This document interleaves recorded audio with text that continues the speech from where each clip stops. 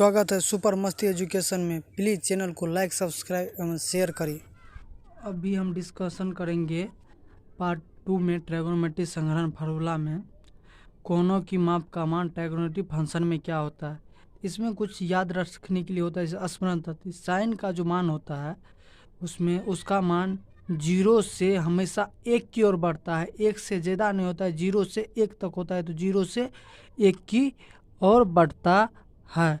उसी तरह कॉस का जो मान होता है 1 से 0 की ओर घटता है, ये बढ़ता नहीं, 1 से 0 की ओर घटता है। जैसे 1 से 0 की ओर क्या होता है, इसका मान घटता है। टेन का जो मान है वो 0 से इन्फिनेटिव यानी अनंत की ओर बढ़ता है, 0 से अनंत की ओर बढ़ता है।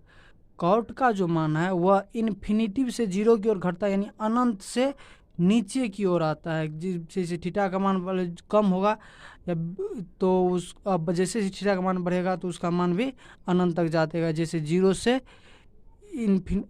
ये कॉट का मान इन्फिनेटिव से 0 की ओर घटता है, यानी इन्फिनेटिव से 0 की ओर क्या होता है, इसका मान घटता है 0 की ओर कॉट का।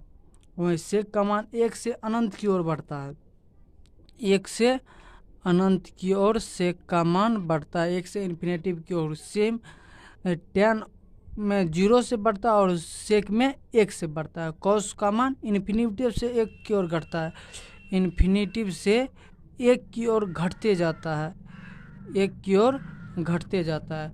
इस चिन्ह को अनंत या हम इन्फिनेटिव कहते हैं। अब इसमें हम थीटा का जो वैल्यू है उसका मान ज्ञात करेंगे। साइन थीटा 0 क्या होता है, कॉस 30 का क्या होता है, 45 का क्या होता है, 60 का। इसी तरह से साइन कॉस्ट है, इसे निकालने के लिए सबसे आसान तरीका है, पहले जैसे 0 का है 0 से शुरुआत पे 0 1 2 3 4 और सब में हम क्या करेंगे 4 से भाग देंगे।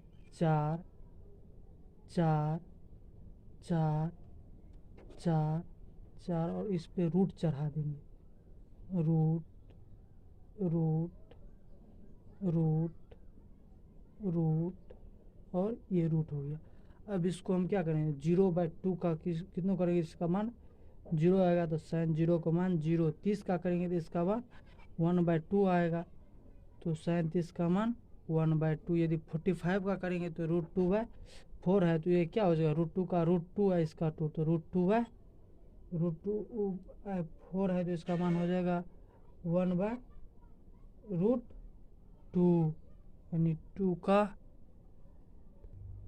1/√2 यानी ये 2 से कटेगा, 2 इकाई 2, इस पे रूट रहेगा तो 1/√2। 3/4 का करेंगे तो √3/2 यानी साइन 60 का मान, और 4 का करेंगे तो इसका मान 1 आएगा। इसी तरह कॉस का इसका इधर कर देंगे, इसका इधर कर देंगे, 1√3/2 1/√2 1/2 और 0 10 में इससे इसका भाग देंगे तो 10 का मान आ जाएगा। सब में भाग देंगे 0 1/√3 और ये 1 और ये √3 और यह अपरिभाषित होता है। अपरिभाषित क्या होता है, अपरिभाषित। उसी तरह कॉट का करेंगे तो यानी इससे इसमें भाग देंगे तो कॉट का मान चलेगा तो कॉट का क्या होगा, ये होगा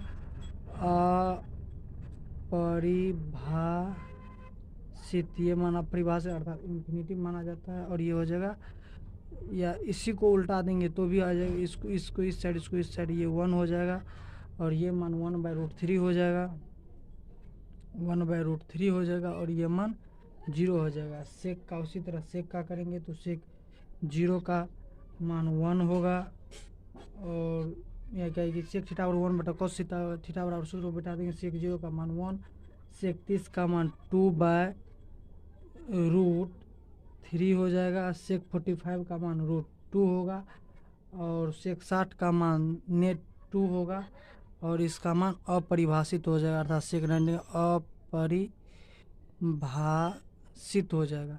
इसी तरह कोसेक करें तो इसको उल्टा देंगे, अपरिभाषित और ये हो जाएगा 2 क्या ये मान 2 और ये मान 45 का रूट 2 रहेगा, 45 30 2 हो जाएगा। और यहाँ पे 60 का मान 30 का मान हो जाएगा 2/√3। और ये सेक 1 का मान कोसेक 90 का मान हो जाएगा, सेक 0 का मान कोसेक 90 का मान हो गया। यही हो गया पार्ट 2 एंड हो गया। अब नेक्स्ट ट्रायगोनोमेट्री का फार्मूला अगले पार्ट में देखेंगे।